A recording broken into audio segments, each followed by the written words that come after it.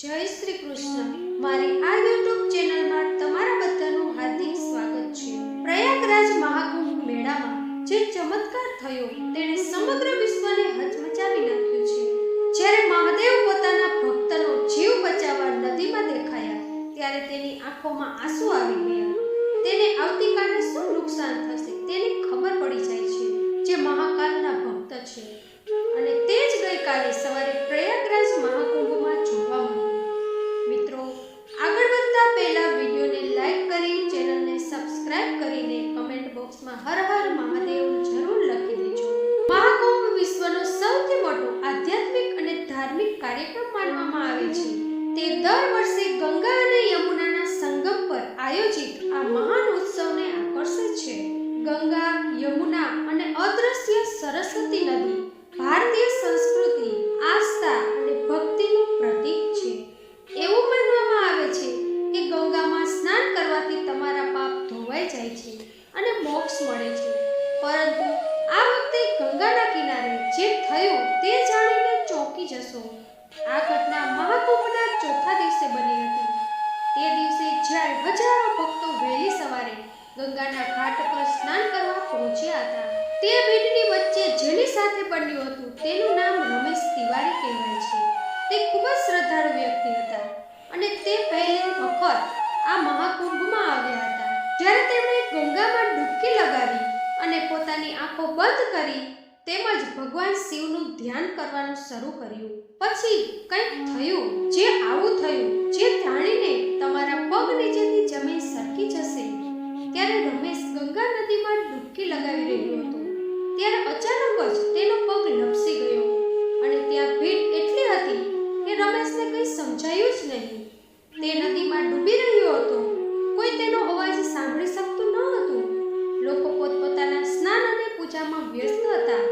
લોકો વિચારવા લાગ્યા કે હવે તેને બચાવવો અશક્ય છે। ગંગાના પાણીનો જોરદાર પ્રવાહ તેમને દૂર લઈ જતો હતો, પરંતુ મિત્રો, એક ચમત્કાર થયો જેણે બધાને આશ્ચર્યચકિત કરી દીધા।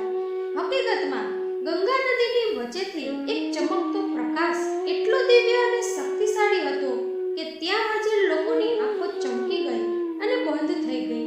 તેમજ પ્રકાશની વચ્ચે એક આકૃતિ દેખાઈ જે બિલકુલ મહાદેવ ભગવાન શિવ જેવી દેખાતી હતી। લોકોએ જોયું કે ભગવાન શિવે પોતાના ત્રિશૂળની મદદથી રમેશજીને પાણીમાંથી બહાર કાઢ્યા અને તેમને સુરક્ષિત રીતે ગંગાના કિનારે પહોંચાડ્યા। આ દ્રશ્ય જોઈને તેઓ કંઈ સમજી શક્યા નહીં। ત્યાં ઊભેલી કેટલીક વ્યક્તિઓમાંથી સીમા નામની વ્યક્તિએ તેને કહ્યું કે ભગવાન શિવે તેને ગંગામાંથી બહાર કાઢ્યા એવું લાગ્યું કે ભગવાન શિવ પોતે પૃથ્વી પર આવી ગયા છે।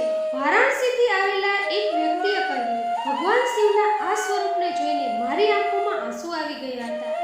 આ વાત સાબિત કરે છે કે જ્યારે રમેશને હોશ આવ્યો ત્યારે તેણે જે કહ્યું તે ખરેખર ચોંકાવનારું હતું। તેણે કહ્યું કે જ્યારે હું પાણીમાં ડૂબી રહ્યો હતો ત્યારે મેં વિચાર્યું કે મારું જીવન સમાપ્ત થઈ જશે, પરંતુ મેં ભગવાન શિવનું અદ્ભુત સ્વરૂપ જોયું અને મને ગંગામાંથી બહાર કાઢ્યો, જેના કારણે આજે હું જીવિત છું।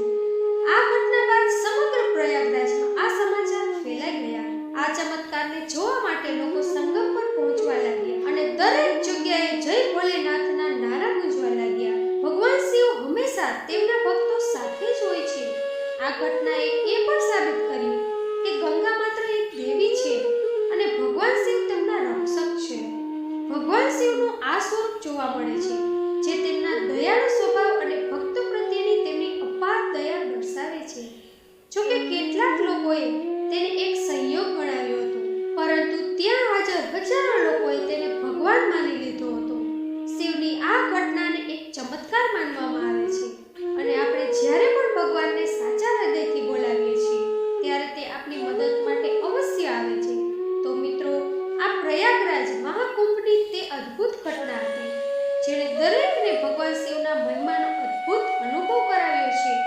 જો તમને પણ આ ઘટના પસંદ આવી હોય તો લાઈક કરી, શેર કરી અમારી ચેનલને સબસ્ક્રાઇબ કરજો।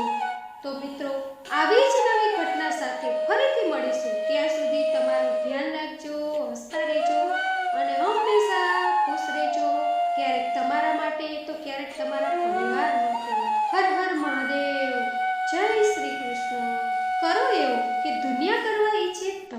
થયું.